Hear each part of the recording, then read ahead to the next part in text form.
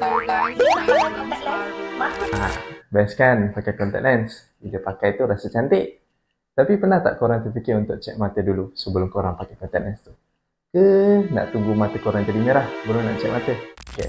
So alat yang kita akan guna untuk cek mata bila nak pakai contact lens ni, inilah alat. Nama alat ni slit lamp biomicroscopy. Benda ni bukan terus suka. Dengan alat ni kita dapat tengok bahagian depan mata, dapat tengok eyelid, eyelashes, kita dapat tengok bahagian kornea, kita dapat tengok conjunctiva, kita dapat tengok semua bahagian yang anda tak boleh lihat dengan sendirinya. Ujian slit lamp ni penting untuk kita assess keadaan mata sebelum pakai contact lens.